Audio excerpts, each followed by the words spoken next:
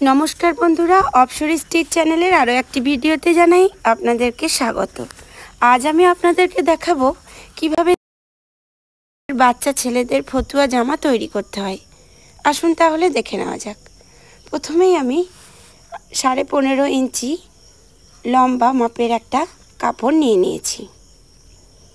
এখন এবার আমি একটা ফতুয়া জামার মাপে জামাটিকে তৈরি করে নেব।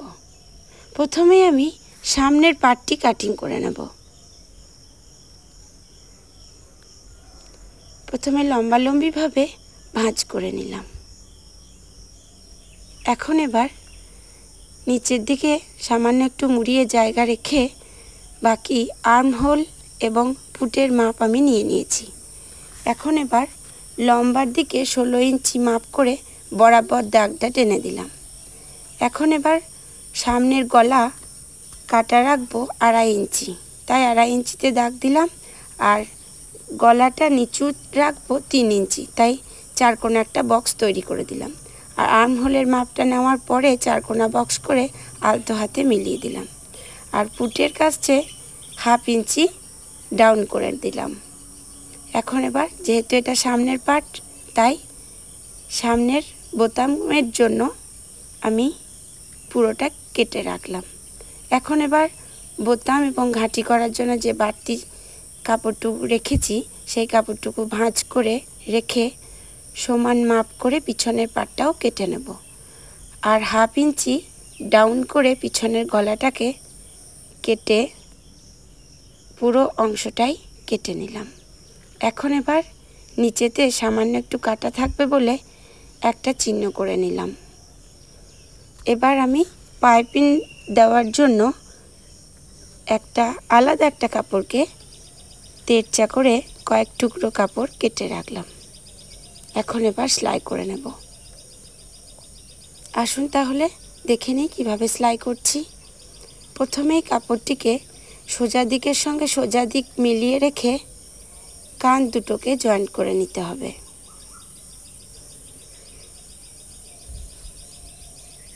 হয়ে গেছে জয়েন্ট করা। এখন এবার বোতাম এবং ঘাটির জন্য যে কাপড়টি বাড়তি রেখেছিলাম সেই কাপড়ের অংশটুকু মুড়িয়ে সেলাই করে নিচ্ছি। একই রকম করে দুদিকই সেলাই করে নিতে হবে।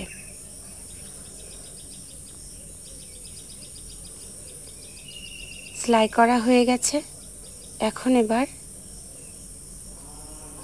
যেহেতু লাল রঙের পাইপিং, তাই আমি লাল সুতো ব্যবহার করব। ওই জন্য সুতোটা পাল্টে নিলাম। এবার জামাটিকে উল্টো করে রেখে তার উপরে লাল কাপড়টিকে রেখে সেলাই করে নিচ্ছি। যেহেতু আমি গলার কাছে পাইপিং দেব, তাই গলার চারিদিকে আমি পাইপিংয়ের কাপড়টিকে সেলাই করে নিলাম।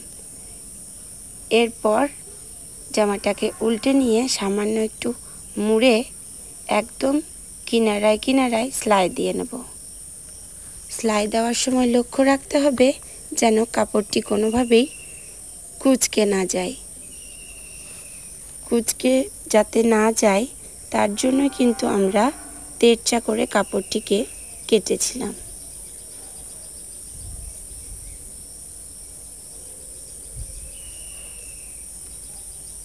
আপনাদের পছন্দ মতো আপনারা এই পাইপিংটিকে ছোট বড় করতে পারেন। ছোট বড় অর্থাৎ আপনারা এই চওড়াটাকে মাঝারি বা ছোট বা বড় করতে পারেন। আমি যেহেতু এটা বাচ্চা ছেলের জামা তৈরি করছি, তাই খুব ছোটও নয় আবার খুব বেশি চওড়াও নয়, মাঝারি মাপের পাইপিং লাগিয়েছি। এখন এবার আমি একই রকম করে উল্টো দিকে জামাটিকে রেখে হাতের ধারে ধারে আমি পাইপিং লাগাবো, তাই একই রকম করে পাইপিংটা সেলাই করে নিচ্ছি। ভিডিওটি সম্পূর্ণ স্কিপ না করে দেখতে থাকলে আশা করি আপনারাও খুব সহজেই এই ধরনের জামা তৈরি করে ফেলতে পারবেন। তাই স্কিপ না করে পুরো ভিডিওটি দেখার অনুরোধ রইল। ভিডিওটি ভালো লেগে থাকলে লাইক করবেন, বন্ধুদের সাথে শেয়ার করবেন, আর অবশ্যই চ্যানেলটিকে সাবস্ক্রাইব করে পাশে থাকা বেল আইকনটি ক্লিক করে দেবেন নিত্য নতুন সেলাই সংক্রান্ত ভিডিও নোটিফিকেশন পাওয়ার জন্য।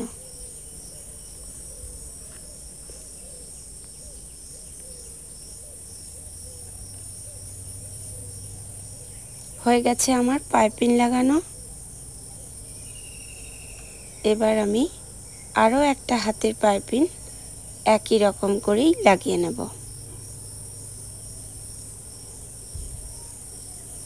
এবার আমি উল্টো দিকে ভাঁজ করে রেখে আর্মহোলের দিক থেকে নিচে যেখানে চিহ্ন করেছিলাম সেই জায়গা পর্যন্ত সেলাই করে নিলাম। তারপর নিচের দিক এবং পাশে কাটা অংশটিকে মুড়িয়ে সেলাই করে নিচ্ছি। হয়ে গেছে সেলাই করা।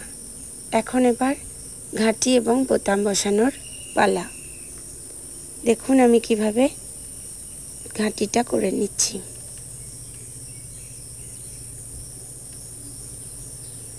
তিনটে ঘাটি দিয়েছি এবং তিনটে বোতাম বসিয়ে রেখেছি। মনে রাখতে হবে জামাটির ডান দিকে বোতাম এবং বাঁ দিকে ঘাটি তৈরি করতে হয়। জামাটি তৈরি হয়ে গেল। আজকের ভিডিওটি তাহলে এখানেই শেষ করছি। পরবর্তী ভিডিও নিয়ে আবারও খুব শীঘ্রই চলে আসব। ভিডিওটি